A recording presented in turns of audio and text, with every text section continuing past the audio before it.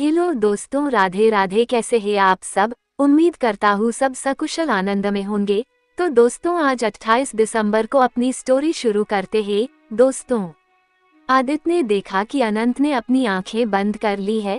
उसने अपना मुंह बना लिया और खुद से बातें करते हुए बोला, पता नहीं ऐसा कौन सा सीक्रेट है जो भाई को पता है लेकिन मुझे नहीं पता। लेकिन मैं भी किसी अव्वल दर्जे के जासूस से कम नहीं। सब पता लगा कर रहूंगा, मुझे क्या। सब लोग बेवकूफ समझते हैं, अब देखो मैं कैसे पता लगाता हूँ।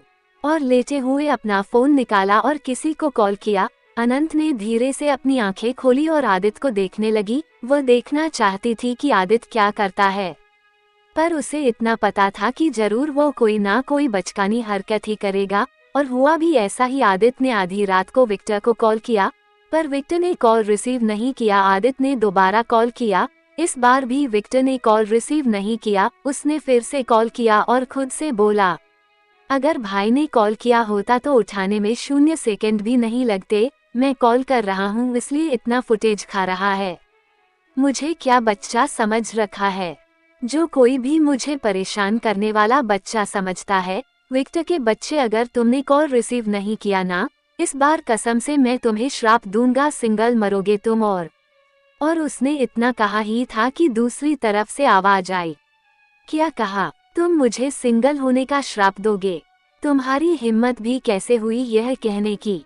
आदित्य ने स्पीकर पर रखा था। जैसे ही उसने विक्टर की चिल्लाने की आवाज सुनी, वह हैरान रह गया और फोन को देखा। विक्टर ने कॉल रिसीव कर लिया था और उसने आदित्य की आखिरी लाइन सुन ली थी। और उसे बिल्कुल भी पसंद नहीं था कि कोई उसे सिंगल रहने का श्राप दे। एक तो वह अपने लिए गर्लफ्रेंड ढूंढ रहा था और यहाँ पर आदित्य उसे सिंगल मरने का श्राप दे रहा था। उसकी आवाज अनंत ने भी सुनी और उठकर बैठ गई। आदित्य बोला, अच्छा हुआ तुमने कॉल रिसीव कर लिया, वरना मैं तुम्हें श्राप देने ही वाला था। किस्मत अच्छी है तुम्हारी, मेरे मुंह से ऐसा कुछ नहीं निकला, वरना दिन में एक बार जबान में सरस्वती बैठती है। अगर श्राप दे देता ना, सच में सच हो जाता। आदित्य भी कम नहीं था। वैसे भी आदित्य से बहस में कोई जीत भी नहीं सकता था। विक्टर चिढ़ते हुए बोला, ठीक है, दोबारा से मुझे ऐसा कुछ उल्टा पुल्टा श्राप देने की सोचना भी मत। एक तो मैं अपने सिंगल होने की वजह से परेशान हूँ और तुम मुझे सिंगल मरने का श्राप दे रहे हो। अब बताओ तुमने कॉल क्यों किया? तुम्हें क्या जरूरत पड़ गई? वैसे तुम तो आजकल अपनी क्या कहते हैं, वो तुम कह रहे थे उसने तुम्हारा दिल चुरा लिया, वॉलेट चुरा लिया, घड़ी चुरा लिया, उसके साथ रहते हो तुम तो एकदम से गायब हो गए थे। आदित्य जल्दी से बोला, तुम्हारे कहने का क्या मतलब है? मैं कहाँ गायब हुआ था? मैं इसी दुनिया में हूँ और अपने घर में हूँ। मैं इस दुनिया में एग्जिस्ट करता हूँ, समझे? पता नहीं तुम्हें किसने गलत खबर दे दी कि मैं गायब हो गया हूँ। फिलहाल मैं अब ज्यादा बकवास नहीं करूँगा, सीधे पॉइंट पर आ जाता हूँ। ये सुनकर विक्टर हैरान होकर फोन को देखने लगा और बोला, तो इतनी देर से कर क्या रहे थे? वह बकवास नहीं तो क्या था? वो तो अच्छा हुआ कि आदित्य ने विक्टर को ये कहते हुए नहीं सुना, वरना आदित्य विक्टर को फोन में ही घुसकर मारता। विक्टर ने दोबारा फोन अपने कान के पास लगाया और बोला, ठीक है, जल्दी से पॉइंट पर आओ, मुझे क्यों कॉल किया है? इस नाचीज को किस लिए याद किया? आदित्य बोला, मुझे ना अपनी चोरनी के बारे में इंफॉर्मेशन चाहिए। मुझे लगता है ना उसकी जिंदगी में जरूर कोई लड़का था, मतलब कोई पहले बॉयफ्रेंड था। भाई उसे बोल रहे थे कि उसे अपना सच बता देना चाहिए, इससे पहले कि मुझे किसी और से पता चल जाए। यहाँ पर पूछ रहा हूँ तो वह बता नहीं रही है।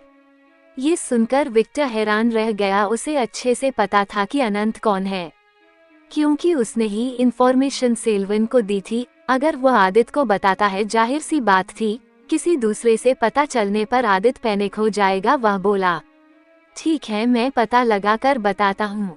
वह बहाना करते हुए बोला। आदित्य बोला, जहाँ तक मुझे पता है मैं बेवकूफ नहीं हूँ, समझे? सीधे सीधे बताओ, मुझे पता है, तुम्हें पता है, जरूर तुमने ही भाई को इन्फॉर्मेशन दी होगी, तभी तो भाई को पता होगा। आखिर तुम छोटी से छोटी बात भी पता लगा कर रखते हो। भले ही मैंने चोरनी के बारे में ज्यादा जांच पड़ताल नहीं की हो, पर भाई ने तुमसे जरूर पता लगवाया होगा। इसलिए ज्यादा होशियारी दिखाने की कोशिश मत करो और मुझे बताओ, वरना मैं फोन में घुसकर तुम्हें मारूंगा। विक्टर बोला, प्लीज धमकी मुझे मत दो और अपनी चोरनी से पूछो ना, बिग बॉस ने मना किया है।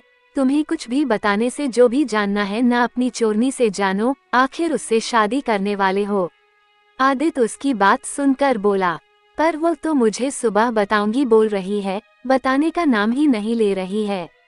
ये सुनकर विक्टर बोला, तो मैं क्या करूं? ये तुम्हारी प्रॉब्लम है, सुबह का वेट करो। वैसे भी तुम्हें आधी रात को क्या जानना है?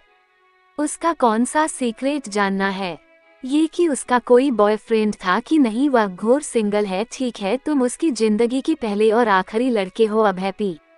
ये सुनकर आदित्य खुश हो गया और फोन पर ही उसे किस देते हुए बोला, अगर तुम सामने होते तो मैं तुम्हें किस कर लेता।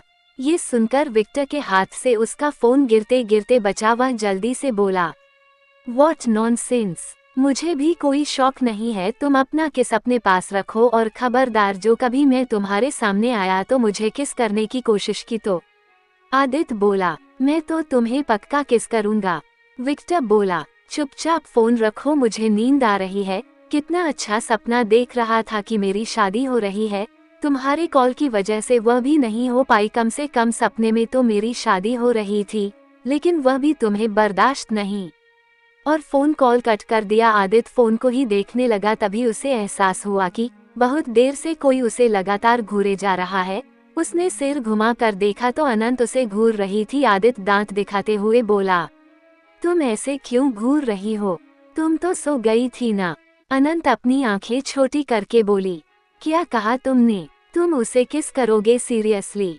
ये सुनकर आदित्य मन में बोला, लगता है इसने कुछ गलत समझ लिया, अब मैं क्या करूं? इसे कैसे समझाऊं? और वह जल्दी से बोला, अरे तुम गलत समझ रही हो, अब क्या? मैं अपने दोस्त को उसके गाल पर किस भी नहीं कर सकता। तुम लड़कियां भी तो करती हो अपनी बेस्ट फ्रेंड को। अनंत बोली, पर जिस तरह से तुम मुझसे बात कर रहे थे लग नहीं रहा था कि वह तुम्हारा बेस्ट फ्रेंड है। उसकी आवाज से साफ साफ पता चल रहा था वह तुमसे कितना चिढ़ता है। आदित्य अपना बचाव करते हुए बोला, वह चिढ़ता नहीं है, मैं उससे ज्यादा हैंडसम हूँ ना और क्यूट भी, इसलिए वो मुझसे ऐसे बिहेव करता है और कुछ नहीं। अब मैं हूँ ही इतना क्यूट और हैंडसम। और उसने क्यूट सा फेस बनाया। आदित्य खुश था कि अनंत की जिंदगी में पहले कोई लड़का नहीं था। वह खुश होकर बोले, वैसे एक बात बताओ, तुम मेरे लिए सिंगल थी क्या? ये सुनकर अनंत ने कोई जवाब नहीं दिया। वैसे आदित्य सही कह रहा था, वो उसी के लिए तो सिंगल थी। अनंत बोली, चुपचाप अपने कमरे में जाओ। आदित्य बोला, पर क्यों?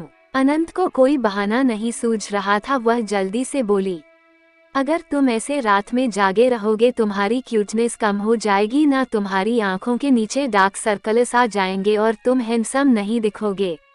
ये सुनते ही आदित्य जल्दी से ब्लैंकेट फेंकते हुए फर्श पर कूद गया और बोला, हाँ मेरी क्यूटनेस कम हो जाएगी, यू आर राइट। मुझे बिल्कुल भी बर्दाश्त नहीं है कि मुझसे ज्यादा कोई क्यूट देखे, बिकॉज मैं सबसे ज्यादा क्यूट हूँ।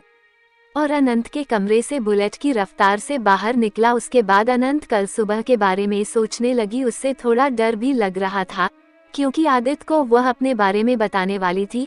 अगर वह सिर्फ ब्लैक सोल की मेंबर होती शायद आदित्य को कोई फर्क नहीं पड़ता, लेकिन उसने उसके भाई को मारने की कोशिश की थी और आदित्य अपने भाई से बहुत प्यार करता था और आदित्य सॉफ्ट हार्टेड था। पर उसने सोच लिया था, अब अश्वत्थ को पता है वो अगर उसके भाई को डैनी के पास से लेकर आने में हेल्प करेगा तो वह आदित्य को मनाने की पूरी कोशिश करेगी।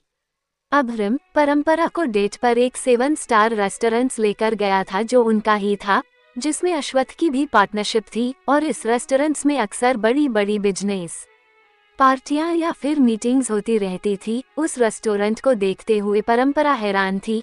उसने अपने आप को देखा, वह अब भी वेट्रेस के यूनिफॉर्म में थी और उसे बहुत अजीब लग रहा था। अभ्रम उसका हाथ पकड़ कर ले जा रहा था। वो अपना हाथ छुड़ाने की कोशिश कर रही थी। अभ्रम पीछे पलटा और बोला, वाई उद्धरण चिन्ह। परंपरा हिचकिचाते हुए बोली, वह मैं नहीं आऊंगी। अभ्रम की दोनों आईब्रो सिकुड़ गई और वह बोला, वाई। परंपरा ने अपना सिर झुका लिया। अभ्रम उसे देखते हुए बोला, आई नो तुम क्यों नहीं जाना चाहती। डोंट वरी, यहाँ पर तुम्हें कोई कुछ भी नहीं कहेगा। तुम यहाँ पर as a future Mrs Abhram Bajaj हो, अंडरस्टैंड। और हाथ पकड़कर उसे ले गया। गेटकीपर ने उनका अभिवादन करते हुए दरवाजा खोला। वह रेस्टोरेंट बहुत लग्जरियस था। परंपरा ने बस इस रेस्टोरेंट के बारे में सुना था, उसे ये सब किसी सपने से कम नहीं लग रहा था। इस रेस्टोरेंट में अभ्रम ने किसी को भी इन्फॉर्म नहीं किया था कि वह आ रहा है, लेकिन जो भी स्टाफ उन्हें देख रहा था वह हैरान थे। और जिस तरीके से अभ्रम ने परंपरा का हाथ पकड़ रखा था, उन्हें इतना तो समझ आ रहा था कि वह अभ्रम की फ्यूचर वाइफ है। सब उन्हें ग्रीट कर रहे थे। अभ्रम ने दोनों के लिए प्राइवेट रूम बुक किया था जो 5th फ्लोर पर था। अभ्रम परंपरा को लेकर सीधे लिफ्ट में चला गया और 5 फ्लोर का बटन दबाया। कुछ ही देर में वह 5वें फ्लोर पर थे। अभ्रम उसे सीधे उस प्राइवेट रूम में ले गया। परंपरा को थोड़ा डर भी लग रहा था क्योंकि वह कभी भी किसी लड़के के साथ अकेले कहीं नहीं गई थी, और यहाँ तो अभ्रम उससे प्राइवेट रूम में लेकर जा रहा था। अभ्रम परंपरा को अंदर ले गया। जब परंपरा अंदर गई तो वहाँ का नज़ारा देखकर हैरान रह गई। वहाँ पर बड़ा सा डाइनिंग टेबल था और उसमें बहुत अच्छी डेकोरेशन की गई थी, और वहाँ पर कुछ वेट्रेस थी जो डाइनिंग टेबल पर खाना लगा रही थी। उन्होंने अभ्रम और परंपरा को देखा और उन्हें ग्रीट किया और खाना रखकर चली गई। परंपरा बस देखती रह गई।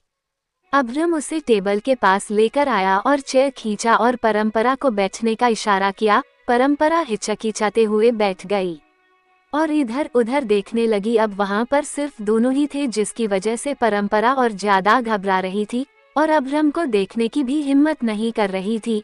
अभ्रम उसे ऐसा करते देख बोला, तुम ठीक हो, और उसके हाथ को पकड़ा। परंपरा एकदम से चिहुंक गई और अभ्रम को देखा और जल्दी से हाँ में सिर हिला दिया। उसके मुंह से आवाज नहीं निकल रही थी और दिल में अलग ही शोर मचा हुआ था। परंपरा की ऐसी हालत देखकर अभ्रम ने अपना हाथ हटा लिया और बोला, रिलैक्स, मैं कोई राक्षस नहीं हूँ और ना ही मेरे सिंग हैं। इतने हैंडसम लड़के से कौन डरता है। उद्धरण चिन्ह। परंपरा उसे देखने लगी। जैसे ही अभ्रम ने उसे देखा उसने अपनी आंखें नीचे कर ली। अभ्रम उसके लिए प्लेट निकालते हुए बोला, अब लगता है तुम मुझसे बात नहीं करना चाहती हो, तो ठीक है, खाना खा लो। वो उसके लिए खाना निकालने लगा। परंपरा हैरान थी क्योंकि हर डिश उसकी पसंद का था। वह अभ्रम को आंखों में सवाल लेकर देखने लगी। अभ्रम मुस्कुराया और बोला, मुझे तुम्हारे बारे में सब पता है, सब पता लगवाया है। उद्धरण चिन्ह। परंपरा से कुछ बोलते नहीं बना और वह चुपचाप स्पून पकड़कर खाना खाने लगी। खाना बहुत अच्छा बना था, उसे अच्छा लग रहा था।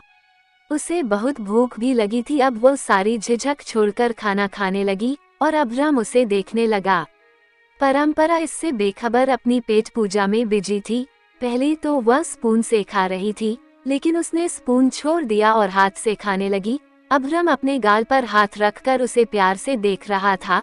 परंपरा ने पेट भर के खाया। उसके बाद वह उंगलियां चाटने लगी। अभ्रम बोला, उंगलियां क्यों चाट रही हो, खाना है। और उसने टेबल पर नजर दौड़ाई। वह हैरान रह गया क्योंकि परंपरा ने सारा खाना खत्म कर दिया था। परंपरा ने उसकी आवाज सुनकर देखा और वह जब गई। अभ्रम ने खाने के बर्तन को देखा, फिर परंपरा को देखा जिसने अपना सिर झुका रखा था। अभ्रम मन में बोला, इतने छोटे से पेट में इतना सारा खाना आ गया, ये तो बिल्कुल अश्वत्थ की छोटी गिलहरी जैसी भुक्कड़ है। अब मैं क्या खाऊंगा, खाली प्लेट्स। परंपरा धीरे से बोली, सॉरी, वह मैंने सारा खाना खत्म कर लिया। अभ्रम बोला, इट्स ओके, हाथ धो लो।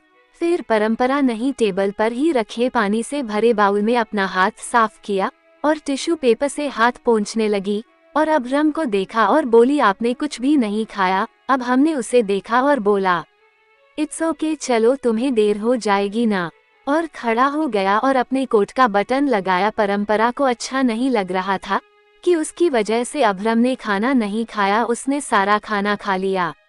वो कुछ कहना चाहती थी पर उससे पहले अभ्रम उसका हाथ पकड़कर उसे वहां से बाहर ले आया। और जब दोनों लिफ्ट के पास खड़े थे और लिफ्ट का वेट कर रहे थे, लिफ्ट का डोर ओपन हुआ और सामने लिफ्ट से कायरा कपाड़िया बाहर आई और उसकी नजर अभ्रम पर पड़ी। वो उसे देखकर खुश हो गई और बोली, हेलो मिस्टर बजाज, आप यहाँ पर। उसकी आवाज सुनकर अभ्रम और परंपरा दोनों ने उसे देखा। कायरा ने ब्लैक कलर की शॉर्ट ड्रेस पहन रखी थी। फिलहाल उस दिन की कंपैरिजन में आज उसने लाइट मेकअप कर रखा था और बहुत सुंदर लग रही थी। अभ्रम मन में बोला, अब यहाँ ये क्या कर रही है? इसे समझ नहीं आया क्या मुझे इससे शादी नहीं करनी है? ओह गॉड, क्या करूं? अगर आदित्य जैसी मेरी जुबान होती अब तक फुल बेइज्जती कर चुका होता, पर यहाँ पर तो मेरी फ्यूचर मिसेज भी है, ऐसी हरकत करके मैं अपनी इमेज थोड़ी ना खराब करूंगा। उसने कायरा पर से जल्दी से नजरें हटा ली। कायरा चलकर उनके पास आई और उसकी नजर परंपरा पर पड़ी। उसने देखा कि अभ्रम ने परंपरा का हाथ कसकर पकड़ रखा था। परंपरा अभी भी वेट्रेस के ही यूनिफॉर्म में थी। कायरा को उसे पहचानने में कोई प्रॉब्लम नहीं हुई। वो परंपरा को देखते हुए बोले, यू वेट्रेस, तुम तो वही होना जिसकी वजह से मेरी डेट खराब हुई थी और तुमने मिस्टर बजाज को किस कर लिया था। ये सुनकर परंपरा हैरान रह गई। उसके दिमाग में यह बात गूंजने लगा, तुमने मिस्टर बजाज को किस कर लिया था? ये बार बार उसके दिमाग में गूंजने लगा। उसने अपना सिर झटका। वो अपने मन में सोचने लगी, मैंने इन्हीं किस किया था, पर कब? और यह मुझे जानी पहचानी क्यों लग रही है? डेट, हाँ याद आया, ये तो वही है ना जो मुझसे टकराए। और मतलब उस दिन इसका डेट अभ्रम बजाज। हाँ। और आंखें बड़ी करके अभ्रम को देखने लगी। उसे अचानक से याद आया कि कैसे उन दोनों के बीच एक्सीडेंटली किस हो गया था, पर उसने अभ्रम को ठीक से देखा ही नहीं था। वह सोचने लगी कि तो क्या अभ्रम बजाज? और जल्दी से अपना सिर झटका। कायरा को बहुत गुस्सा आया कि अभ्रम ने उसे रिजेक्ट कर दिया और एक वेट्रेस के साथ हाथ पकड़कर घूम रहा था। वह बोली, यू बिच, तुमने मुझसे मेरा डेट छीन लिया। उस दिन तुम्हारी वजह से मेरी डेट खराब हो गई थी। मिस्टर बजाज ने मुझे रिजेक्ट कर दिया सिर्फ तुम्हारी वजह से, और तुमने मिस्टर बजाज को फंसा भी लिया और पता नहीं मिस्टर बजाज भी फंस कैसे गए। अभ्रम कुछ कहना चाहता था, उससे पहले परंपरा बोली, तुम्हारे कहने का क्या मतलब है? इसमें मेरी क्या गलती है? वो तो तुम थी जो 5 इंच का हील पहनकर आई थी। अगर हील संभालने नहीं आता तो पहनकर क्यों आई थी? वो तुम थी जो मुझसे टकराई थी, जिसकी वजह से सब गड़बड़ हुआ था। और इसमें भी मेरी गलती नहीं है कि अभ्रम बजाज ने तुम्हें रिजेक्ट कर दिया और मैंने किसी को नहीं फंसाया है। और इतना क्यों मुझ पर भड़क रही हो? तुम सिर्फ डेट पर गई थी, कोई एनिवर्सरी मनाने नहीं जो मैंने तुम्हारा पति छीन लिया। अब ज्यादा सीन क्रिएट मत करो वरना। और अपने शर्ट के बाजुओं को जल्दी जल्दी फोल्ड करने लगी, जैसे अभी कायरा के साथ दो हाथ कर लेगी। ये देखकर कायरा भौचक्की रह गई। उसने परंपरा को ऊपर से नीचे तक देखा और उसके एक्सप्रेशन देखे। परंपरा के एक्सप्रेशन एकदम मारने वाले थे। ये देखकर कायरा घबरा गई। एक तो वह एक एक्ट्रेस थी, अगर वो किसी के साथ ऐसे झगड़ा करती है तो उसकी इमेज खराब होनी तय थी, और परंपरा के मुकाबले वो कुछ भी नहीं थी। वो वहां से जल्दी से भागने लगी। उसे भागता देखकर परंपरा बोली, भाग कहाँ रही हो, रुको। और वो भी उसके पीछे जा ही रही थी कि अभ्रम ने पीछे से अपने एक हाथ से उसके कमर को पकड़कर उसे रोकते हुए बोला, लेट हर गो। अभ्रम के ऐसे पकड़ने से परंपरा सिहर उठी और एकदम बर्फ की तरह जम गई। अभ्रम का हाथ उसकी कमर पर था और उसकी धड़कन मेट्रो ट्रेन से भी ज्यादा फास्ट चल रही थी। वो अब हमको उसका हाथ हटाने के लिए कहना चाहती थी, पर मुंह से एक भी शब्द नहीं फूट रहे थे और वह सिर से पांव तक कांप रही थी। अभ्रम ने उसका कांपना फील कर लिया था और उसने अपना हाथ हटा लिया और बोला, सॉरी चलो, और लिफ्ट के अंदर चला गया। परंपरा ने खुद को संभाला और वो भी लिफ्ट के अंदर चली गई। लिफ्ट में सिर्फ दोनों ही थे। अभ्रम सेंटर में खड़ा था, जबकि परंपरा कोने में दीवार से चिपक कर खड़ी थी, जैसे दीवार में ही समा जाएगी। वह चुपके अभ्रम को देख रही थी। अभ्रम सेंटर में चुपचाप खड़ा था और अपने फोन में बिजी था। ऐसा नहीं था कि उसे परंपरा का ख्याल नहीं था, भले ही वो फोन में बिजी था, पर आंखों के कोनों से परंपरा को देख रहा था। अभ्रम भी आदित्य के नेचर का था, लेकिन आदित्य की तरह हिम्मत वाला नहीं था कि जाकर परंपरा से जबरदस्ती लिपट जाए। उसे डर था कि अगर गलती से भी वह कुछ ऐसा कर देता है जिसकी वजह से कहीं परंपरा उससे नाराज हो जाए और उसकी एंगेजमेंट टूट गई तो वह क्या करेगा। इतनी मुश्किल से तो उसे लड़की मिली थी, वह कुछ भी ऐसा वैसा करके सिंगल रहना नहीं चाहता था, और परंपरा वैसे ही उससे कुछ भी कहने में हिचकिचाती थी। पर वह भी बिल्कुल अश्वथ और उसकी छोटी गिलहरी की तरह अपनी भी मैरिड लाइफ चाहता था, लेकिन उसके लिए सबसे पहले उसकी शादी होना जरूरी था। और शादी तिया के ठीक होने के बाद ही हो सकता था, क्योंकि उसने आदित्य और तिया को मिराज की शादी के टाइम शिकायत करते हुए सुना था। इसलिए वह शादी पूरे रस्मों रिवाजों के साथ करना चाहता था, ताकि आदित्य और छोटी गिलहरी भी खुश और सब लोग खुश। कम से कम आदित्य उसे ताना तो नहीं मारेगा। ये सोचते हुए उसने परंपरा को देखा। परंपरा उसे ही देख रही थी। वो एकदम से हड़बड़ा गई और दीवार से और ज्यादा सट गई। अभ्रम मन में बोला, लगता है दीवार के अंदर ही घुसने का इरादा है। क्या मैं कितना हॉरिबल लगता हूँ, जो एकदम दीवार से चिपक कर खड़ी है। कम से कम सेंटर में खड़ी तो हो सकती है। इतने हैंडसम लड़के को इग्नोर। उद्धरण चिन्ह कोष्टक। लिफ्ट ग्राउंड फ्लोर पर पहुंचा। लिफ्ट के डोर के खुलने के बाद अभ्रम बाहर निकला और पीछे पीछे परंपरा। उन्हें देखकर सबने फिर से उन्हें ग्रीट किया। वो बाहर आए। अभ्रम ने उसके लिए कार के फ्रंट सीट का डोर ओपन किया। परंपरा बैठ गई। फिर अभ्रम भी ड्राइविंग सीट पर जाकर बैठ गया और सीट बेल्ट लगाने लगा। परंपरा उसे देखकर बोली, सॉरी मैंने आपके लिए खाना नहीं बचाया। वह मुझे। अभ्रम ने उसे देखा। परंपरा की बोलती बंद हो गई। अभ्रम बोला, ठीक है, पर एक कंडीशन पर। कंडीशन? कैसी कंडीशन? परंपरा पूछने लगी। अभ्रम अपने गाल पर उंगली से पॉइंट करते हुए बोला, किस मी। उद्धरण चिन्ह। ये सुनकर परंपरा हक्की बक्की रह गई और 1 इंच भी नहीं हिली। वहीं अभ्रम ने सीट बेल्ट लगाना छोड़ अपना गाल आगे कर दिया और आंखें बंद कर ली थी। परंपरा ने बहुत सोचा और उसे बेबी किस करने के लिए आगे आई। वो उसके गाल पर होंठ रखने ही वाली थी कि अभ्रम, जो काफी देर से बेबी किस का वेट कर रहा था, उसे लगा कि शायद परंपरा अनकंफर्टेबल है। वो उसे देखने के लिए पलटा ही था कि उसके होंठ परंपरा के होंठों से जा मिले। परंपरा की आंखें खुली की खुली रह गई और अभ्रम इस अनएक्सपेक्टेड किस से जम सा गया था। होश में आने के बाद वह जल्दी से दूर हट गया। परंपरा के गालों में हया की लाली आ गई थी।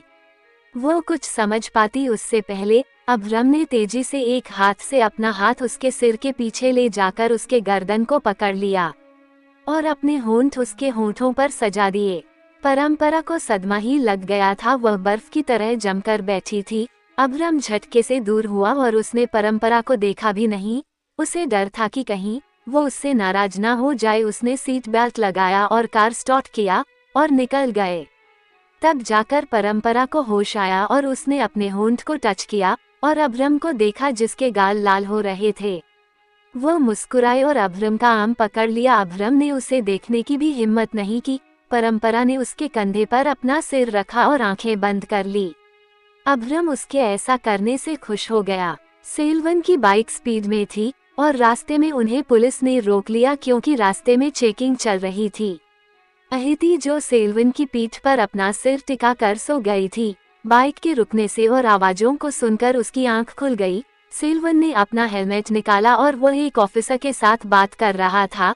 पुलिस वालों ने अहिति की LFG का यूनिफॉर्म देखा और उन्होंने सेल्वन को भी पहचान लिया था। अहिति अपनी आंखें मीचने लगी और बोली, सर क्या हो गया? उसने बेहद उनींदी आवाज में कहा। सेल्वन बोला, यहाँ पर चेकिंग हो रही है, डोंट वरी, कुछ नहीं होगा, मैंने फॉर्मेलिटीज पूरी कर ली है।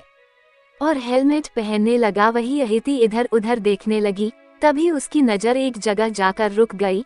एक पुलिस ऑफिसर उसे ही देख रहा था और उसकी आंखों में हैरानी साफ साफ दिखाई दे रही थी। अहिति भी हैरान थी, पर उसने जल्दी से अपना चेहरा घुमा लिया और सेल्वन के कमर को कस कर पकड़ लिया और उससे एकदम चिपक कर बैठ गई। सेल्वन ने हेलमेट लगा लिया था। उसने बाइक स्टार्ट किया और वो वहां से निकल गए। अहिति ने जाते हुए सिर घुमाकर उस पुलिस ऑफिसर को देखा जो उन्हें अब भी देख रहा था। अहिति ने अपना सिर झटका और दोबारा अपना सिर सेल्वन की पीठ पर रखा। कुछ ही देर में वह अहिति जिस बिल्डिंग में रहती थी वहां पहुंच गए। सेल्वन अपना हेलमेट निकालते हुए बोला, अहिति आंखें खोलो, हम पहुंच गए। आवाज सुनकर अहिति उठी और सेल्वन की कमर को छोड़ा और उतर गई और बोली, आप इतनी रात को जाएंगे?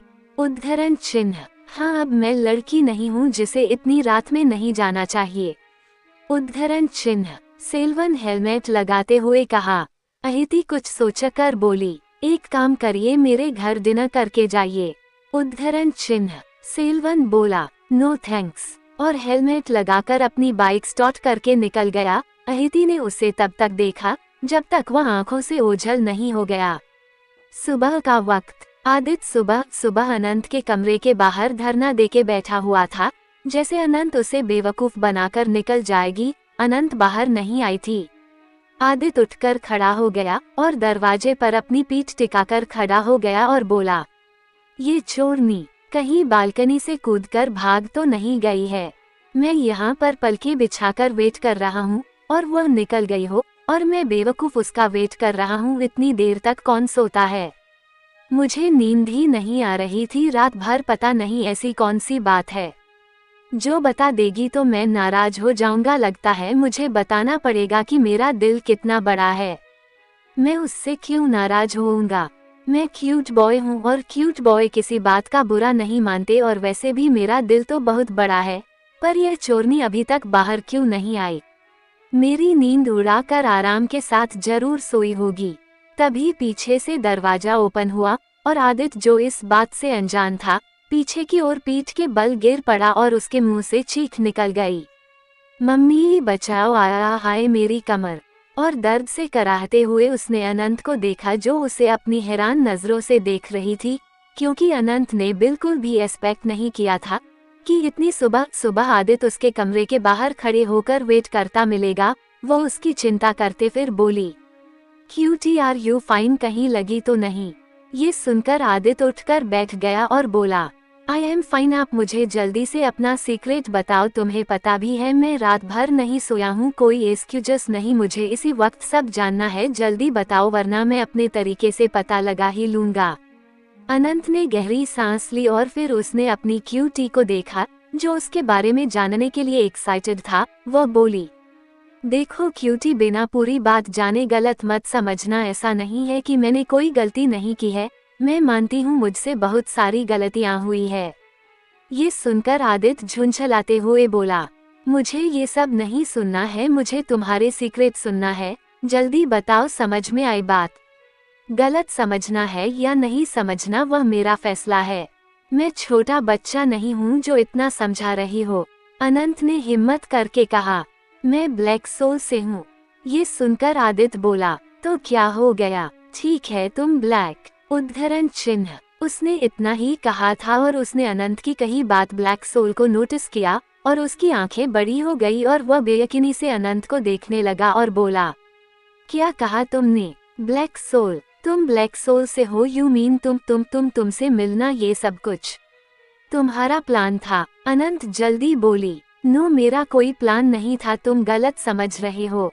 और उसने जल्दी जल्दी सारी बातें बताई। अब आदित्य को पता चल गया था कि आज से 7 साल पहले उसके भाई का जो एक्सीडेंट हुआ था, उसमें अनंत का हाथ था, जिसकी वजह से उसने लगभग अपने भाई को खो ही दिया था।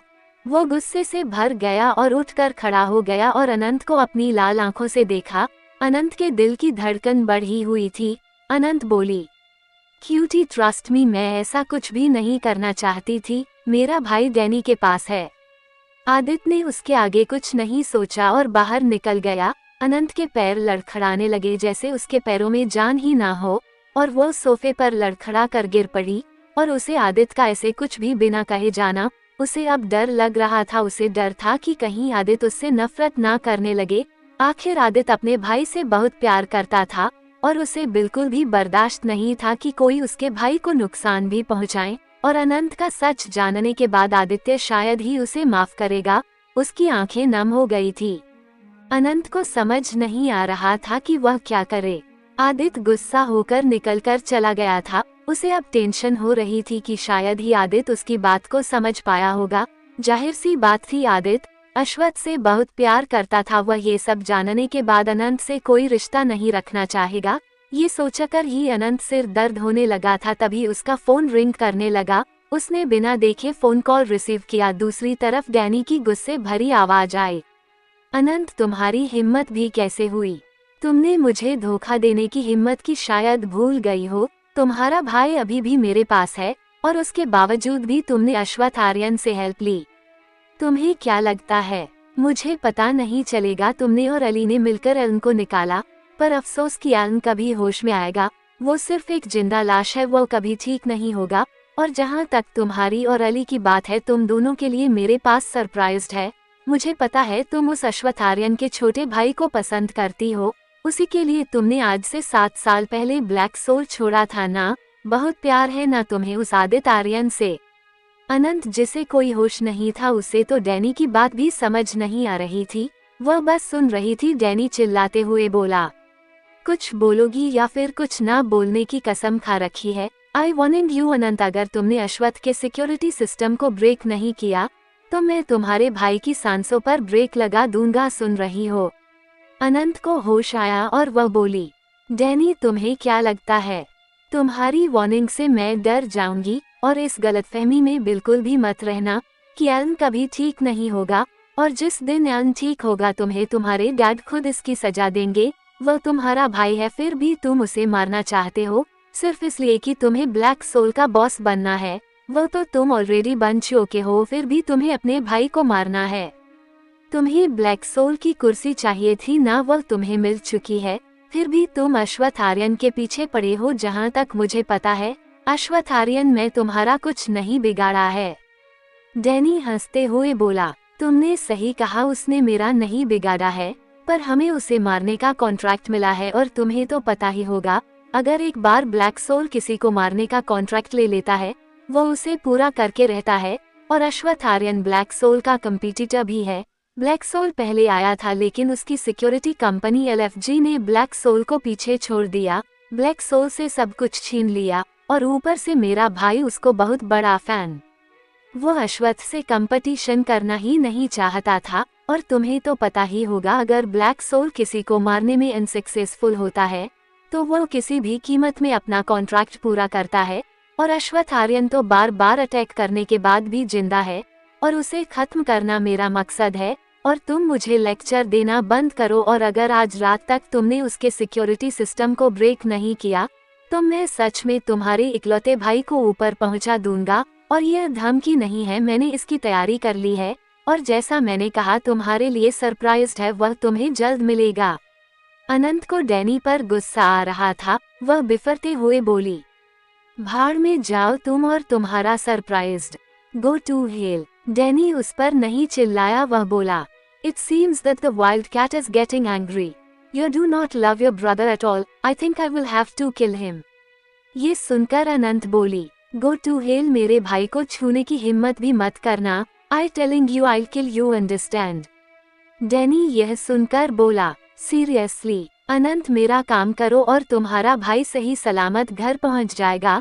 सिर्फ आज रात का टाइम है तुम्हारे पास, यह मत भूलो। आज से 7 साल पहले भी अपने इसी भाई को बचाने के लिए तुमने अश्वथ पर अटैक किया था, इसलिए मुझे पता है तुम अपने भाई से कितना प्यार करती हो। अपने भाई की जान बचाने के लिए इतना भी नहीं करोगी। अगर मैं अपने भाई को मार सकता हूँ तो मैं कुछ भी कर सकता हूँ, किसी भी हद तक जा सकता हूँ। तुम मुझे प्रोवोक मत करो, वही तुम्हारे लिए अच्छा होगा। वैसे भी तुम्हारा भाई इतना भी इम्पोर्टेंट नहीं है मेरे लिए कि मैं उसे जिंदा रख सकूं, इसलिए मुझे धमकी देने में टाइम वेस्ट मत करो। तुम्हें पता होना चाहिए, अगर आदित्य आर्यन को पता चल गया ना, वह तुम्हें नहीं छोड़ेगा। अनंत ने जब आदित्य का नाम सुना उसे होश आया कि आदित्य गुस्से में निकला था। उसने फोन कॉल कट किया और उठकर बाहर की तरफ भागते हुए निकली और सबसे पहले आदित्य कमरे में गई और उसे खोजने लगी। आतिफ कमरे में नहीं था। बहुत जल्दी से नीचे आई, वह ओरियन से टकरा गई और जल्दी से बोली, I am really sorry. Orion उसे ऐसे परेशान देखकर बोला, What happened? Are you okay? इतनी परेशान क्यों हो?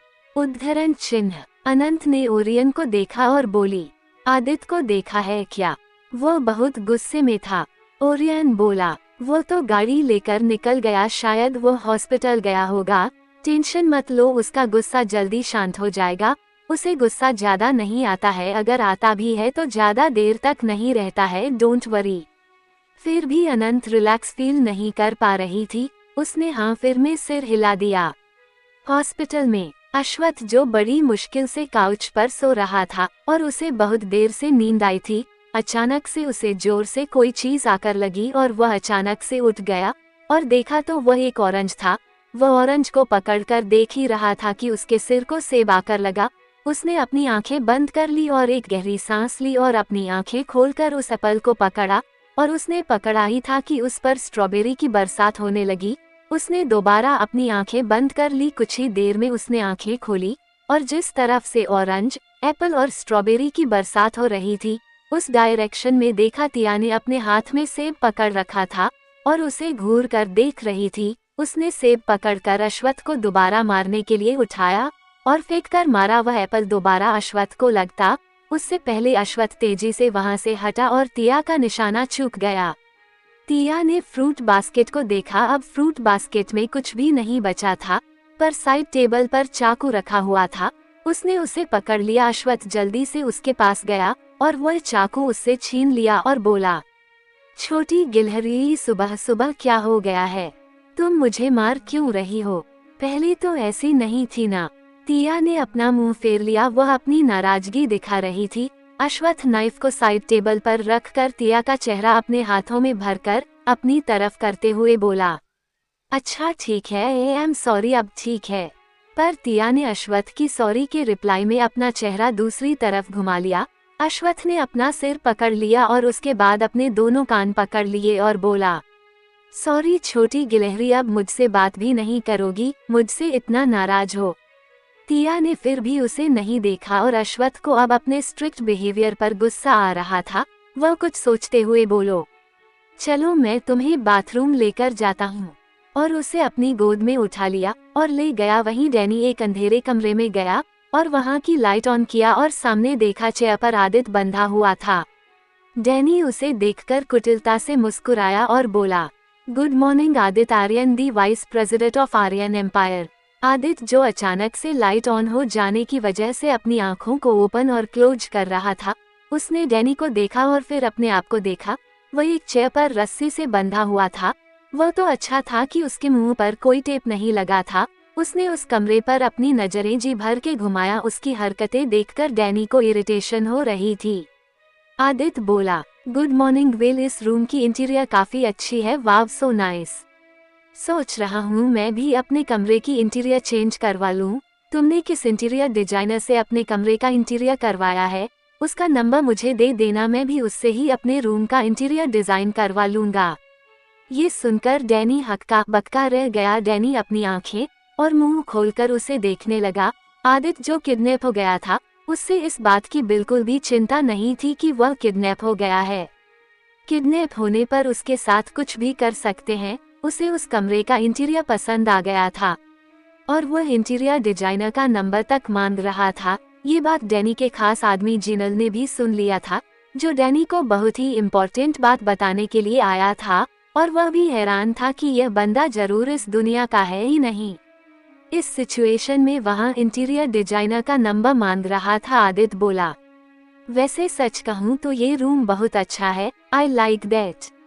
वैसे तुम्हें देखकर ऐसा क्यों लग रहा है कि तुमने मेरा किडनैप कर लिया है? वैसे सच कहूँ तो मैंने बहुत लोगों का किडनैप करवाया है, लेकिन कभी खुद किडनैप होकर कैसा फील होता है, ये फील ही नहीं किया। वैसे सच सच बताना, तुम लोगों ने मेरा सच में किडनैप किया है ना, या फिर बस ऐसे ही पकड़ लिया है? मुझे किडनैपिंग वाली बिल्कुल भी फीलिंग नहीं आ रही है। मुझे बांध कर भी इतनी अच्छी चेयर में रखा है और वह भी एयर कंडीशनर वाले रूम में रखा है, और इस रूम का इंटीरियर भी कितना अच्छा है। मुझे तो किडनैपिंग वाली फीलिंग ही नहीं आ रही है। तुम लोगों को किडनैप करने आता भी है या नहीं, या फिर किडनैपिंग में अभी अभी आए हो? ये सुनकर जिनल डैनी को देखने लगा, जो आदित्य की बातें सुनकर सदमे में चला गया था। आदित्य बोलो, वेल मुझे बहुत भूख लगी है, मैंने ब्रेकफास्ट भी नहीं किया है, ऊपर से गुस्से में निकल कर आ गया। तुम मेरे लिए अच्छा सा ब्रेकफास्ट लेकर आओ और लंच में मेरे लिए टेस्टी लंच बनाना। जिनल और डैनी एक दूसरे का मुंह देखने लगे। ये सब देखकर जिनल धीरे से बोला, सीरियसली यह अश्वत्थ आर्यन का छोटा भाई आदित्य आर्यन है। मुझे तो यही लगता था कि अश्वत्थ आर्यन जिस तरह से समझदार, चालाक और सीरियस पसंद है, उसका छोटा भाई भी बिल्कुल उसी की परछाई होगा, पर ये तो उसके बिल्कुल उल्टा है। यहाँ पर यह बंदा किडनैप हो गया है, लेकिन इसे इस बात की बिल्कुल भी चिंता नहीं है कि वो किडनैप हो गया है। किडनैप करने वाले उसे मार भी सकते हैं, बट उसे किसी चीज की चिंता है तो खाने की। ऊपर से इस कमरे का इंटीरियर इसे इतना पसंद आ गया कि नंबर भी मांग रहा है। इसने तो बॉस को सदमे में डाल दिया है। अगर कुछ देर तक और ऐसे ही बातें की बॉस पक्का पागल हो जाएंगे। वैसे बंदा बड़ा क्यूट है, लगता है इसकी क्यूटनेस देखकर ही अनंत इस पर लट्टू हो गई। प्यार अच्छे अच्छे को दीवाना बना देता है। आखिरी वाली लाइन डैनी ने सुन लिया था, उसे घूर कर देखते हुए बोला, तुम्हें भी प्यार हो गया है क्या इससे? मुझे पता नहीं था तुम्हें लड़के पसंद है। ये सुनकर जीनल एकदम से घबरा गया और बोला, सॉरी बॉस, वह मेरा मतलब यह नहीं था, मुझे लड़कियां ही पसंद है, मैं गे नहीं हूँ, आप गलत समझ रहे हो। अब मैं तो अनंत की बात कर रहा था, अनंत इसे पसंद करती है ना, मुझे लगा कि इसकी क्यूटनेस देखकर ही इस पर फिदा हो गई होगी। ये सुनकर आदित्य खुश होते हुए बोला, सच में मैं इतना क्यूट हूँ? थैंक यू, वैसे तो मुझे पता है मैं बहुत हैंडसम हूँ, बहुत क्यूट हूँ, अगर मेरे हाथ पैर बंधे नहीं होते मैं तुम्हें जादू की झप्पी दे देता। Thank you.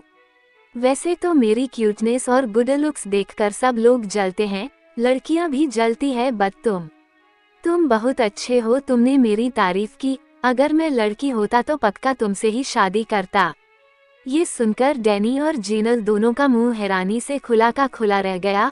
आदित्य दोबारा बोला, अरे मैंने ब्रेकफास्ट मांगा है ना, मुझे बहुत भूख लगी है, प्लीज मेरे लिए लेकर आ जाओ। अगर मुझे खाना नहीं मिलेगा ना, मैं तुम लोगों का दिमाग खा जाऊंगा। अगर तुम लोगों को लगता है कि मैं भाग जाऊंगा तो डोंट वरी, मेरे हाथ पैर मत खोलना, बस मुझे खाना खिला देना। ये सुनकर डैनी सख्त आवाज में बोला, हम क्या तुम्हारे नौकर हैं? तुम्हें किडनैप किया है, अब तुम्हारी सेवा भी करे। पता नहीं अनंत को इस बातूनी जूनियर आर्यन में क्या दिख गया जो इसके लिए ब्लैक सोल को छोड़ दिया। अश्वत्थ को भी बचाने के पीछे जरूर इस जूनियर आर्यन का ही हाथ होगा। जब आदित्य ने ये सुना वह आंखें बड़ी करके बोला, क्या कहा? एक सेकंड, तुम लोगों ने चोरनी के कहने पर मुझे किडनैप किया है? हे भगवान, ये चोरनी, इसने तो हद ही कर दी, मुझे ही किडनैप कर लिया। कहीं ऐसा तो नहीं है मुझे किडनैप करके मुझसे शादी करना चाहती है? मतलब मेरी जबरदस्ती शादी? मैंने अपनी शादी के लिए कितने अरमान सजाए थे, खुद की शादी में नाचने का भी प्लान था मेरा, पर इस चोरनी ने मेरे सारे अरमानों पर पानी फेर दिया। डैनी को अब आदित्य फालतू की बातें सुनकर इरिटेशन होने लगी थी। वह अपने बाल नोचते हुए बोला, चुप, एकदम चुप, इतनी बात तो लड़कियां भी नहीं करती जितनी तुम्हारी जबान चल रही है, और ऐसे उल जुलूल की बातें तुम्हारी खोपड़ी में आ कहां से रही है? इतनी बकवास कैसे कर लेते हो? तुम अपनी बकवास बंद करो, नहीं तो मैं तुम्हें गोली मार दूंगा। जीनल, इसके मुंह पर टेप लगा, इसका मुंह बंद करो। अब इसके थ्रू अनंत को फोर्स कर सकता हूँ कि वह जल्द से जल्द अश्वत्थ आर्यन के सिक्योरिटी सिस्टम को ब्रेक कर दे, और हाँ, अनंत के उस छोटे से भाई को भी लेकर आ।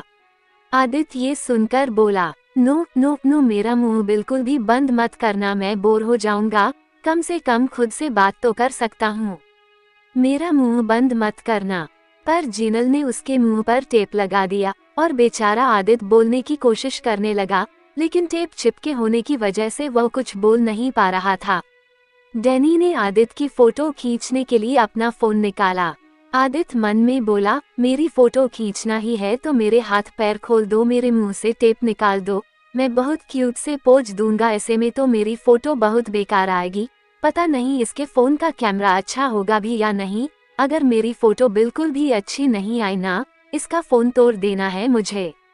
डैनी ने उसकी फोटो क्लिक की और अनंत को उसकी पिक सेंड कर दी। अनंत ने जल्दी से अपना व्हाट्सएप खोलकर देखा, उसकी आंखें बड़ी हो गई। वह बोली, क्यूटी डैनी के पास, लेकिन कब, कैसे? और इसे तो अपने किडनैप होने का कोई अफसोस नहीं है, मुंह पर टेप लगा है, रस्सियों से बंधा हुआ है, फिर भी इतना क्यूट सा फेस बनाया है जैसे कोई फोटो शूट हो रहा हो। ओरियन बोला, क्या हुआ? उद्धरण चिन्ह। अनंत परेशान होते हुए बोली, वह दरअसल, और उसने अपना फोन स्क्रीन उसके सामने कर दिया। आदित्य की किडनैपिंग वाली फोटो देखकर ओरियन की आंखें बड़ी हो गई। वह बोला, आदित्य किडनैप हो गया? पर कब, कैसे? ओह गॉड, ये लड़का। अनंत परेशान होते हुए बोली, डैनी ने इसका किडनैप कर लिया है और वह चाहता है कि मैं सिक्योरिटी सिस्टम को ब्रेक कर दूं, उसके पास मेरा भाई भी है। ये सुनकर ओरियन ने अपना सिर पकड़ लिया। उसने इसलिए सिर नहीं पकड़ा था कि आदित्य किडनैप हो गया है, क्योंकि उसे अच्छे से पता था आदित्य को कोई झेल ही नहीं सकता, वह तो किडनैपिंग का भी मजा ले रहा होगा। लेकिन वह ब्लैक सोल को अच्छे से जानता था। आदित्य को किडनैप करने वाला एलन नहीं बल्कि डैनी था, और अगर एलन होता तो वह कभी भी ऐसा नहीं करता। लेकिन डैनी वह इंसान था जिसने एक बार नहीं बल्कि बार बार अश्वत्थ पर अटैक किया था। सिर्फ अश्वत्थ पर ही नहीं, आदित्य पर भी। और अनंत से उसे पता चला था कि अश्वत्थ आर्यन को मारने का उन्हें कॉन्ट्रैक्ट मिला था, और ब्लैक सोल का रूल था कि उन्हें जिसे मारने का कॉन्ट्रैक्ट मिलता है वह लोग उस कॉन्ट्रैक्ट को पूरा करके ही रहते हैं। अगर वह कॉन्ट्रैक्ट पूरा करने में अनसक्सेसफुल होते हैं तो वह तब तक ये करते हैं जब तक सक्सेसफुल ना हो जाए। लेकिन उसे समझ नहीं आ रहा था अश्वत्थ को मारने के लिए किसने ब्लैक सोल को कॉन्ट्रैक्ट दिया होगा। वो कुछ सोचकर बोला, क्या तुम्हें पता है बिग बॉस को मारने का कॉन्ट्रैक्ट किसने दिया था?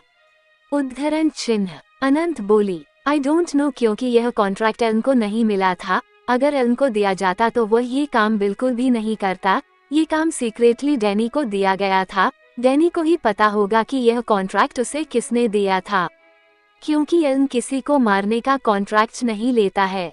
ऐसे काम सिर्फ डैनी ही सीक्रेटली करता है, और इस बात का पता आज तक एलन को नहीं है। उसकी नज़र से तो उसका भाई उसे हमेशा सपोर्ट करने वाला बड़ा भाई है, जो उसकी परवाह करता है, उसकी भलाई चाहता है। ओरियन कुछ सोचते हुए बोला, मैं सबको इन्फॉर्म कर देता हूँ। क्या तुम्हें पता है डैनी ने आदित्य को कहाँ रखा होगा? उद्धरण चिन्ह। अनंत कुछ सोचते हुए बोली, आई डोंट नो, क्योंकि हमें कभी भी उसकी जगहों के बारे में पता नहीं था। उसके एक ही जगह के बारे में पता है जो कि उसका घर है, और वह अपने घर में तो बिल्कुल भी नहीं रखेगा, क्योंकि वहाँ बिग बॉस भी होंगे तो वह ये गलती बिल्कुल भी नहीं करेगा।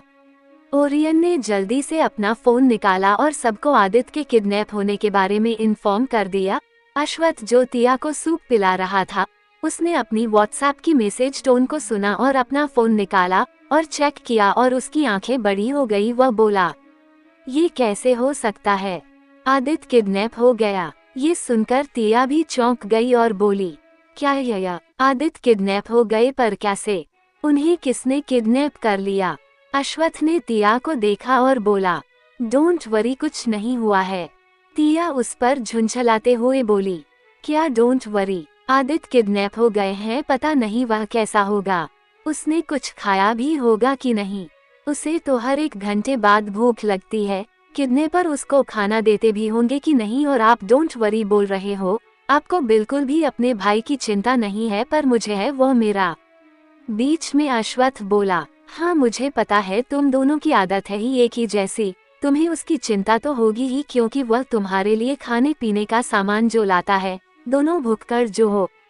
ये सुनकर तिया गुस्सा होते हुए बोली, क्या कहा आपने? भुक्कड़? भूख लगेगी तो खाना नहीं खाएंगे तो क्या खाएंगे?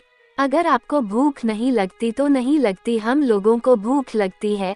आप तो मुझे अब भी दलिया, ये सूप, यही सब खिला पिला रहे हो बस। मुझे तो मोमोज खाने हैं, कम से कम आदित्य समझते तो हैं। ये सुनकर अश्वत्थ ने उसे घूर कर देखा। वह बोला, तुम्हें बस उसकी फिक्र है, मेरी नहीं।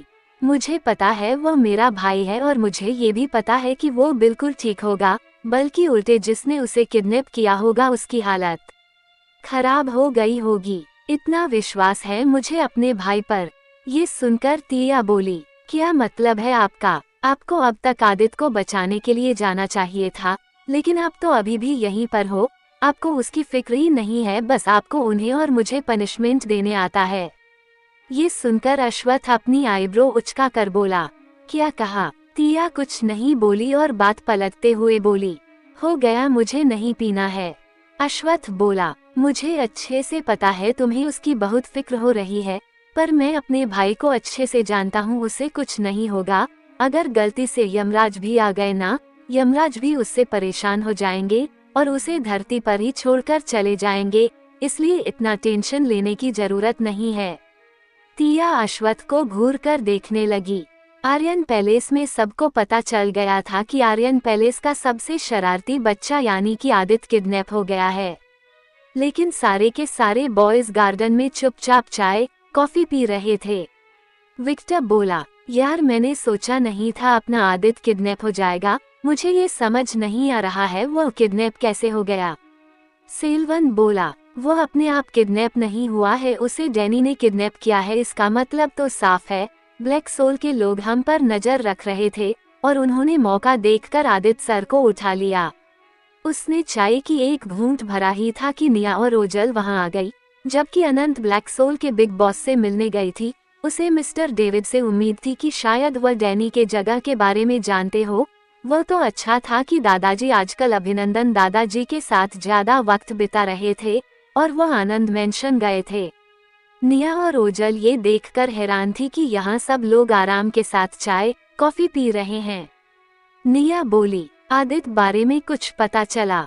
ये सुनकर सबने मिराज को देखा जो ब्लैक कॉफी पी रहा था। वह एकदम से अचकचा गया और बोला, मुझे ऐसे क्यों देख रहे हो?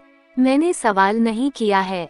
विक्टर जो उसी के पास बैठा था वह धीरे से बोला, पर सवाल करने वाली तो तुम्हारी बीवी है ना, हम सब तुम्हें इसलिए देख रहे हैं क्योंकि तुम्हें ही जवाब देना है, उसे हमें नहीं।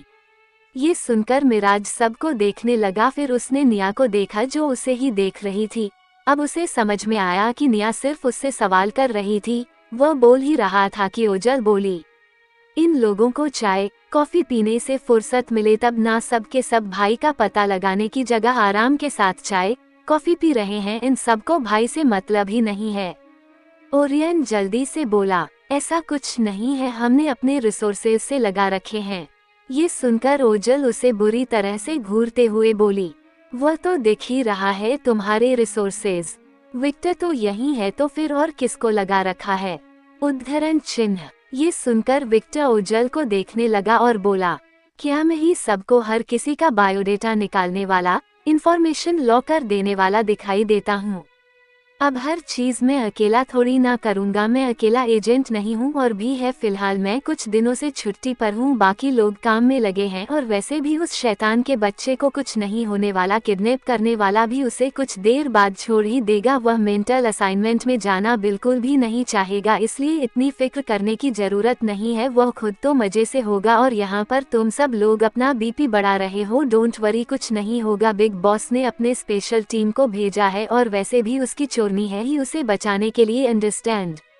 उसने इतना कहा ही था कि अचानक वह जो सोफे के आम रास्ट पर बैठा था सीधे जमीन में गिर पड़ा और सब लोग चौंक कर उसे देखने लगे क्योंकि ओजल ने उसे किक मारकर गिरा दिया था। सब लोग कभी विक्टर को देखते जो दर्द से कलप रहा था तो कभी ओजल को देखते जो गुस्से में दिखाई दे रही थी।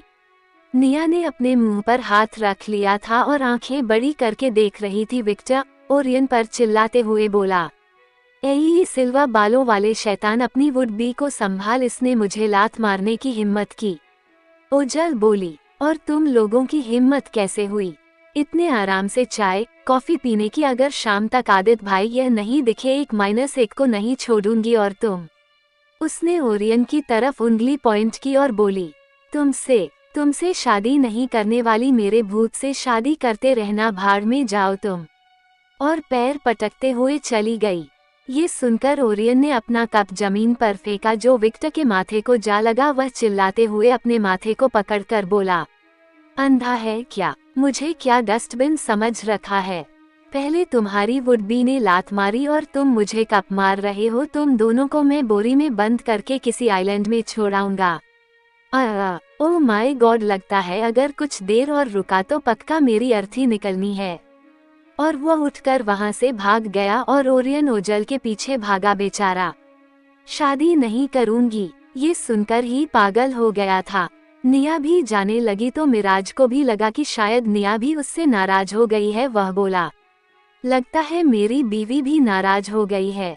ये सुनकर अभ्रम बोला, तो जाओ ना उसे मनाने, हमें क्यों बता रहे हो? हमारी अभी तक शादी नहीं हुई है।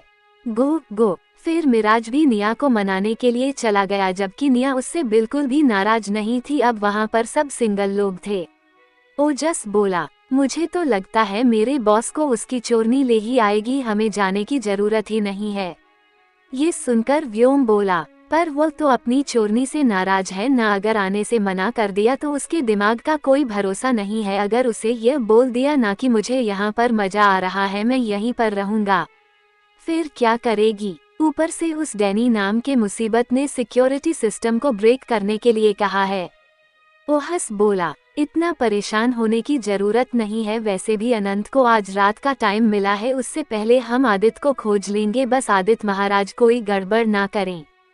ये सुनकर सबने हाँ में सहमति दी। अभ्रम अपने फोन को देखते हुए बोला, चलो लोकेशन पता चल गया है, सब चलते हैं उसे लेने, सबको देखकर खुश हो जाएगा। ये सुनकर सब खड़े हो गए और आदित्य को लेने के लिए निकल पड़े। जबकि आदित्य जो बंधा हुआ था उसने देखा कि जिनल एक 10 साल के बच्चे को लेकर आया जिसने अभी तक स्कूल यूनिफॉर्म पहन रखा था। वो अपनी आंखें नचाते हुए मन में बोला, अच्छा तो ये चोरनी का भाई है। क्यूट है पर मुझसे ज्यादा नहीं, मैं सबसे ज्यादा क्यूट हूँ। डैनी वहां से चला गया था जबकि जिनल अरिकेत को वहां छोड़कर चला गया। वैसे भी अरिकेत बहुत डरा हुआ था, उसके भागने का कोई चांस ही नहीं था। वह चुपचाप कोने में बैठा हुआ था। उसे देखकर आदित्य मन में बोला, इतना डरा हुआ क्यों है? मैं इतना भी डरावना नहीं दिखता। इसकी बहन इतनी खतरनाक और ये तो छोटे से चूहे की तरह जाकर कोने में दुबक गया है, और ऊपर से इन किडनैपर्स ने मेरे मुंह पर टेप लगा दिया है। कम से कम मैं इस बच्चे को कंसोल तो कर सकता था, लेकिन नहीं, इन लोगों ने मेरे मुंह पर टेप लगा दिया और यह मेरा ब्रदर इन लॉ जाकर कोने में बैठ गया है। अरे कम से कम मेरे हाथ पैर खोल दो, लेकिन नहीं, ये तो जाकर चुपचाप बैठ गया है। मुझे अब बहुत भूख भी लगी है, अगर थोड़ी देर तक मुझे खाना नहीं मिला पक्का मैं बेहोश हो जाऊंगा। ये सब ना चोरनी की वजह से हुआ है, कम से कम मुझे ब्रेकफास्ट करके निकलना चाहिए था, और यह किडनैपर लोग भी इतने पत्थर दिल है कि मुझे खाना लाकर नहीं दे रहे हैं। सबको मेरी हाय लगेगी हुए है। उद्धरण चिन्ह कोष्टक। वह चेयर से हिलने लगा। उसे ऐसा करते अरिकेत ने देखा और वह आदित्य को टुकुर टुकुर देखने लगा। आदित्य ने महसूस किया कि कोई उसे काफी देर तक घूर रहा है। उसने अपना सिर घुमाकर अरिकेत को खुद को ऐसे देखते हुए देखा। वह अपने मन में बोला, अभी यह मुझे ऐसे टुकुर टुकुर क्यों देख रहा है? देख ही रहा है तो मेरे हाथ पैर खोलने आ जाओ। अब तो मेरे हाथ पैर में दर्द हो रहा है, इतनी भूख लगी है, और यह फ्यूचर साला मुझे बस देखे जा रहा है। अरे यार, मैं तुम्हारा जीजा हूँ, इस नाते ही सही मेरे हाथ पैर खोल दो, इतनी देर से मेरा मुंह बंद है। उसने अरिकेत को देखा जो कुछ सोच रहा था, जैसे कुछ याद करने की कोशिश कर रहा हो। अचानक उसके चेहरे पर चमक आ गई और वह उठकर खड़ा हो गया और चलकर आदित्य के सामने आकर खड़ा हो गया और बोला, आप वही हो ना जिसे मेरी दीदी पसंद करती है? हाँ, क्या नाम है? वह याद करने की कोशिश करते हुए बोला, आदित्य। आदित्य आर्यन, ऐसे ही कुछ नाम है ना? ये सुनकर आदित्य अपने मन में बोला, ऐसा ही कुछ नाम नहीं है, यह मेरा नाम ही है, आदित्य आर्यन। अरिकेत उसे देखने लगा जैसे वो कंफर्म करना चाहता हो कि आदित्य ही आदित्य आर्यन है। आदित्य ने अपना सिर हाँ में जल्दी से हिलाया। अरिकेत खुश होकर बोला, अच्छा तो मैंने अभी बताया कि मेरी दीदी आपको बहुत पसंद करती है। आप मेरी दीदी को पसंद करते हो या नहीं? मेरी दीदी बहुत स्ट्रॉन्ग है और वह जॉब भी करती हैं। शी इंडिपेंडेंट गर्ल, और मैं अपनी दीदी से बहुत प्यार करता हूँ, इसलिए मैं आपसे जानना चाहता हूँ आप भी मेरी दीदी को पसंद करते हो या नहीं? ये सुनकर आदित्य आंखें बड़ी करके उसे देखने लगा जैसे पूछना चाहता हो, बेटा ऐसे कौन तो सवाल पूछता है? यहाँ पर मैं बंधा हुआ हूँ और तुम अपनी बहन के रिश्ते के बारे में बात कर रहे हो। कम से कम में मुंह पर लगा टेप ही खोल दो ताकि मैं कुछ बोल सकूं, लेकिन नहीं, तुम मुझसे सवाल पूछे जा रहे हो। अरिकेत ने आदित्य को देखा और दोबारा पूछा, बताइए ना आप मेरी दीदी को पसंद करते हो या नहीं, वरना मैं एक जिम्मेदार भाई होने के नाते अपनी दीदी की शादी कहीं और करवाऊंगा। वह बेकार में आपके लिए टाइम वेस्ट करती हैं, कम से कम मैं कंफर्म कर लूंगा कि आप उसे पसंद करते हो कि नहीं, तो मैं अपने लिए अच्छा सा जीजा और अपनी दीदी के लिए हस्बैंड खोज लूंगा। ये सुनकर आदित्य दंग रह गया। यहाँ उसका ब्रदर इन लॉ उसके सामने उसकी चोरनी की कहीं और शादी कराने की बात कर रहा था। वह अपने मन में बोला, इतने छोटे से हो और अपनी बहन की शादी कराने चले, मेरे होते हुए किसी और से शादी हो ही नहीं सकती। मैं शादी होने ही नहीं दूंगा। मैं यहाँ उसके पीछे पड़ा हूँ और यह मुझसे पीछा छुड़ाने की बात कर रहा है। तुम्हारा जीजा तो मैं ही बनूंगा, किसी और को खोजने की हिम्मत भी मत करना, वरना तुम्हें बोर्डिंग स्कूल में डाल दूंगा। अरिकेत ने आदित्य को देखा और बोला, अरे आपके मुंह पर तो टेप लगा हुआ है, आप कैसे बोलोगे? रुको मैं टेप निकाल देता हूँ, तभी तो आप अपना जवाब दोगे। ये सुनकर आदित्य खुश हो गया। अरिकेत ने जल्दी से जोर से टेप खींचकर निकाला, जिससे आदित्य के मुंह से आह निकल गई। वो दर्द से कलप उठा। अरिकेत को लगा कि उसने टेप निकाल दिया है, इस वजह से आदित्य को तकलीफ हो रही है। उसने बिना सोचे समझे दोबारा उसके मुंह पर टेप वापस लगा दिया। उसके ऐसे करने से आदित्य शॉक रह गया और उसे आंखें बड़ी करके देखने लगा। वो अपने मन में उस पर बिफरते हुए बोला, गधे कहीं के, तुम्हारे पास दिमाग है कि नहीं? दोबारा टेप क्यों लगाया? तुम्हें तो अब मैं सच में बोर्डिंग स्कूल में डाल दूंगा।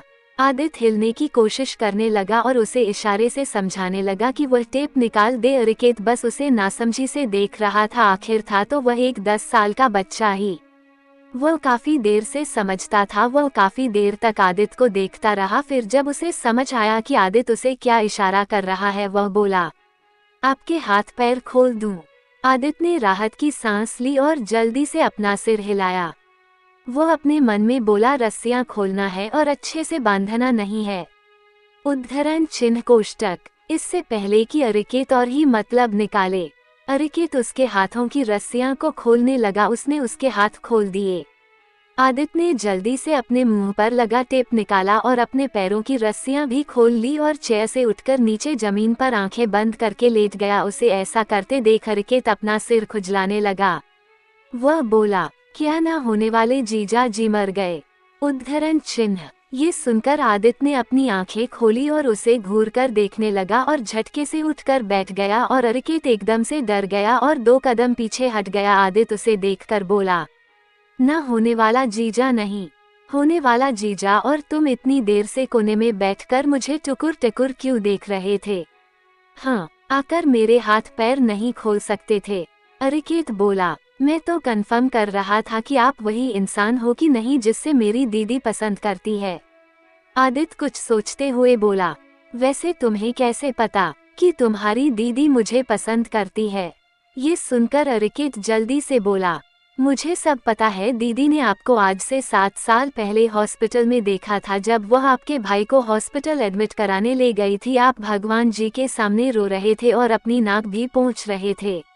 ये सुनकर आदित्य झेप गया और जल्दी से बोला, तुम्हें किसने कहा मैं रो रहा था? मैं रो नहीं रहा था। जिसने भी तुम्हें बताया है ना, जरूर उसकी आंखें ठीक नहीं होगी, उसकी आंखें खराब होगी जरूर। उसे देखने में प्रॉब्लम था जिसने मुझे रोते हुए देखा। मैं नहीं रो रहा था। अरिकेत ये सुनकर सोचते हुए बोला, पर दीदी ने तो यही बताया कि आप रो रहे थे और बार बार अपनी नाक भी पोंछ रहे थे और भगवान जी को रिश्वत और धमकी दोनों दे रहे थे। दीदी के पास आपके रोते हुए और नाक पोंछते हुए फोटो भी है। आप इस सबूत को बिल्कुल भी झुठला नहीं सकते। ये सुनकर आदित्य मुंह खोलकर अरिकेत को देखने लगा। अब उसके पास कहने के लिए कुछ बचा ही नहीं था, क्योंकि इस बात को नहीं झुठला सकता था कि वह रो रहा था। वह इधर उधर देखते हुए बोला, हाँ तो रोना तो आएगा ना। मेरे प्यारे भाई को इतनी चोट लगी थी, उनका मेजर ऑपरेशन हो रहा था। क्या तुम नहीं रोते? तुम भी तो रोत होगे ना। ये सुनकर अरिकेत अपना मुंह बनाकर बोला, मैं नहीं रोता। मैं अपनी दीदी का भाई हूँ और मेरी दीदी बहुत स्ट्रॉन्ग है और मैं भी उसी की तरह स्ट्रॉन्ग हूँ। मैं आपकी तरह रोता नहीं हूँ। अगर मैं अभी से रोऊंगा तो दीदी की शादी में क्या करूँगा? उद्धरण चिन्ह। ये सुनकर आदित्य दोबारा शॉक रह गया। डैनी के घर में डैनी को मिस्टर डेविड ने अर्जेंटली घर बुलाया था। डैनी पहले ही अपने लोगों के मारे जाने पर परेशान था, ऊपर से आदित्य ने उसे इरिटेट करके रख दिया था और अचानक से मिस्टर डेविड ने उसे घर बुला लिया था। वो घर के अंदर इंटर हुआ तो देखा कि वहां पर उसके डैड के सारे वफादार आदमी मौजूद थे और एलन के भी। डैनी को समझ नहीं आ रहा था कि अचानक से ये सब लोग उसके घर क्यों आ गए हैं। उसने सोचा कि शायद इसलिए कि एलन को कोई लेकर चला गया है। इस बात पर सबको बात करनी है और शायद उसके डैड उसकी गैर जिम्मेदार होने पर उसे डांटने वाले हैं। वह चलकर उनके पास गया और बोला, डैड क्या हो गया? आपने अचानक से क्यों बुलाया? मिस्टर डेविड अपनी रौबदार आवाज में बोले, तुम इस वक्त कहाँ से आ रहे हो? उद्धरण चिन्ह। ये सुनकर डैनी को मिस्टर डेविड की आवाज में अपने लिए नाराजगी साफ साफ महसूस हो रही थी। वह बोला, मैं आपको बता कर ही तो गया था कि अली, एलन को लेकर गया है और इस बारे में पता लगाने के लिए गया था। मिस्टर डेविड बोले, हाँ मुझे पता है, तुमने मुझे बताया था, लेकिन मुझे जानना है कि इस वक्त तुम कहाँ से आ रहे हो। उद्धरण चिन्ह। डैनी को सब लोग घूर रहे थे। उसने सबको देखा और उसे समझ आया कि शायद अनंत ने मिस्टर डेविड से कांटेक्ट किया है। वो अपने मन में अनंत को कोसते हुए बोला, अनंत मैं तुम्हें छोड़ने वाला नहीं हूँ। तुमने मेरा सब खराब कर दिया और इसकी वजह सिर्फ वो जूनियर आर्यन ही है, उसके चक्कर में ही तुम ये सब कर रही हो। उसने एक गहरी सांस ली और अपनी दोनों मुट्ठियां कसकर बांध ली और मिस्टर डेविड से अपनी नजरें मिलाकर बोला, अच्छा तो आपको पता चल ही गया है, मैंने आदित्य आर्यन का किडनैप किया है और मैं वहीं से आ रहा हूँ जहाँ उसे रखा है। तुम इस वक्त कहाँ से आ रहे हो। उद्धरण चिन्ह। ये सुनकर डैनी को मिस्टर डेविड की आवाज में अपने लिए नाराजगी साफ साफ महसूस हो रही थी। वह बोला, मैं आपको बता कर ही तो गया था कि अली एलन को लेकर गया है और इस बारे में पता लगाने के लिए गया था। मिस्टर डेविड बोले, हाँ मुझे पता है, तुमने मुझे बताया था, लेकिन मुझे जानना है कि इस वक्त तुम कहाँ से आ रहे हो। उद्धरण चिन्ह। डैनी को सब लोग घूर रहे थे। उसने सबको देखा और उसे समझ आया कि शायद अनंत ने मिस्टर डेविड से कांटेक्ट किया है। वो अपने मन में अनंत को कोसते हुए बोला, अनंत मैं तुम्हें छोड़ने वाला नहीं हूँ। तुमने मेरा सब खराब कर दिया और इसकी वजह सिर्फ वो जूनियर आर्यन ही है, उसके चक्कर में ही तुम ये सब कर रही हो। उसने एक गहरी सांस ली और अपनी दोनों मुट्ठियां कसकर बांध ली और मिस्टर डेविड से अपनी नजरें मिलाकर बोला, अच्छा तो आपको पता चल ही गया है, मैंने आदित्य आर्यन का किडनैप किया है और मैं वहीं से आ रहा हूँ जहाँ उसे रखा है। मिस्टर डेविड उस पर बरसते हुए बोले, तो क्या मैं जान सकता हूँ तुमने उसने क्यों किडनैप किया है। उद्धरण चिन्ह। ये सुनकर डैनी हंसते हुए बोला, क्यों किडनैप किया है। कम ऑन डैड, भले आपके दूसरे बेटे को अपने ऑर्गेनाइजेशन की चिंता ना हो, पर मुझे है। और मैं आपके दूसरे बेटे की तरह अश्वत्थ आर्यन का कोई फैन तो बिल्कुल भी नहीं हूँ। और वैसे भी मुझे और मेरी टीम को अश्वत्थ आर्यन को मारने का कॉन्ट्रैक्ट दिया गया है और मैं ये कॉन्ट्रैक्ट हर हाल में पूरा करके रहूंगा। ये सुनकर मिस्टर डेविड की आंखें छोटी हो गई और बाकी सब लोग पूरी शिद्दत के साथ डैनी को घूरने लगे। मिस्टर नायक, जो मिस्टर डेविड के दोस्त थे, वह बोले, अब जब इतना कुछ कबूल कर ही रहे हो, ये भी कबूल कर लो कि अपने भाई को इस हाल में तुमने ही पहुंचाया है। सही कहा ना, मैंने आखिर बचपन से तुम्हें और एलन को देखता आया हूँ। तुम बचपन से ही इनसिक्योरिटी कॉम्प्लेक्स के शिकार रहे हो। तुमने हमेशा से अपने छोटे भाई से कंपटीशन किया है और मैं दावे के साथ कह सकता हूँ कि तुम्हारी नफरत उस वक्त अपने चरम पर पहुंची जब तुम्हारे डैड ने और हम सब ने ब्लैक सोल की कुर्सी तुम्हें देने के बजाय तुम्हारे छोटे भाई एलन को दिया है ना। भले ही तुम बाहर से सबको दिखाते हो कि तुम उससे कितना प्यार करते हो, लेकिन सच तो यह है कि तुमने उसे जान से मारने की कोशिश की। डैनी ने उन्हें घूर कर देखा और बोला, आपको नहीं लगता कि आप बिना सबूत के मुझ पर एलिगेशन लगा रहे हैं। मिस्टर नायक ये बात सुनकर हंस पड़े और बोले, बेटा तुम्हें क्या लगता है, तुम्हारे डैड को ये कभी पता नहीं चलता। ये तुम बिल्कुल भी मत सोचना कि यह सब तुम्हारे डैड को अनंत ने बताया है। तुम्हारे डैड को और हम सभी को ये बात पहले से ही पता है, पर एलन को इस बात की कभी भनक नहीं थी। ये सुनकर डैनी की मुट्ठियां खुल गई और उसके चेहरे पर हैरानी ने जगह ले ली। उसे यकीन नहीं हो रहा था कि उसके पिता को उसके कामों के बारे में पहले से पता था। अब उसकी आंखों में एक डर जगह ले रहा था। वह अच्छे से जानता था कि उसके पिता कितने क्रूर थे। उसने अपने चारों तरफ देखा। वह जल्दबाजी में अकेला ही चला आया था और यहाँ वह लोग थे जो उसके डैड के लिए काम करते थे और उनके लिए वफादार थे, और उनके लोग भी थे। मतलब ये साफ था कि उसके पिता आज उसे सजा देने वाले थे, लेकिन उसे समझ नहीं आ रहा था कि आखिर जब उसके पिता को उसके काम के बारे में और उसने ही एलन को जान से मारने की कोशिश की, यह सब पता था, तो उन्होंने पहले ही एक्शन क्यों नहीं लिया। वो ये समझने की कोशिश कर रहा था कि क्यों उसके पिता ने उसे नहीं रोका। उसने मिस्टर डेविड को देखा जो अपने चेहरे पर बिना एक्सप्रेशन के उसे घूर रहे थे। वह अपने पिता से पूछना चाहता था कि आखिर क्यों उन्होंने पहले एक्शन नहीं लिया, न ही एलन को बचाने की कोशिश की। पर कुछ पूछने से पहले मिस्टर डेविड अपनी सर्द आवाज में बोले, तुम्हें अश्वत्थ आर्यन को मारने का कॉन्ट्रैक्ट किसने दिया था। और जवाब तुम्हें देना होगा वरना तुम जानते हो मैं कितना क्रूर हूँ। जवाब 2 लड़के। डैनी के चेहरे की एक्सप्रेशन बनते बिगड़ते जा रहे थे। ऐसा लग रहा था जैसे डैनी के अंदर डर, गुस्सा, दर्द, सारे इमोशंस एक दूसरे के साथ मिक्स हो रहे थे। मिस्टर डेविड तेज आवाज में बोले। जवाब 2। जीनल आदित्य और अरिकेत को देखने के लिए रूम में आया। उसके तो होश ही उड़ गए।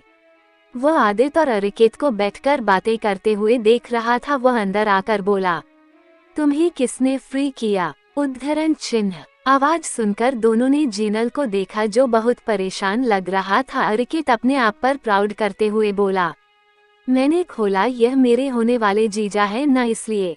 ये सुनकर जीनल ने अपना सिर पीट लिया। आदित्य उसे देखकर बोला, अरे तुम टेंशन मत लो, हम भागकर कहीं नहीं जाएंगे। वैसे भी ब्लैक सोल वाले बहुत खतरनाक होते हैं। तुम लोगों ने मुझे गोली मार दी तो बेकार में मैं सिंगल ही मर जाऊंगा। अभी तक तो मेरी शादी भी नहीं हुई है। मैंने अपने 3 बच्चों का सपना भी देखा है। मुझे मरने का बिल्कुल भी शौक नहीं है, इसलिए डोंट वरी। जीनल का मन कर रहा था कि दीवार में अपना सिर दे मारे, तभी अचानक उन्हें गोलियों के चलने की आवाज सुनाई देने लगी। आदित्य जल्दी से बोला, गोलियों की आवाज? सच सच बताओ तुम लोग हम लोगों को कहीं बॉर्डर किनारे तो लेकर नहीं आए हो ना? अचानक से इतनी गोलियों की आवाज कहाँ से आ रही है? जीनल ने अपने हाथ में वॉकी टॉकी पकड़ रखा था। वह अपने मुंह के पास ले जाकर बोला, नीचे क्या हो रहा है? उद्धरण चिन्ह। दूसरी तरफ से आवाज आई, बॉस गार्डियंस। ये सुनकर जीनल बोला, गार्डियंस? लेकिन वह लोग यहाँ कैसे पहुँच गए? उद्धरण चिन्ह। ये सुनकर आदित्य जल्दी से खड़ा हो गया और बोला, इतनी जल्दी पहुंच गए? मुझे तो लगा था कि 2 दिन में यहीं रहूंगा। तुम उधर बात मत करो, कहीं छुपने की जगह हो तो बता दो। मैं इस जगह को छोड़कर नहीं जाने वाला। मुझे ये रूम बहुत पसंद है।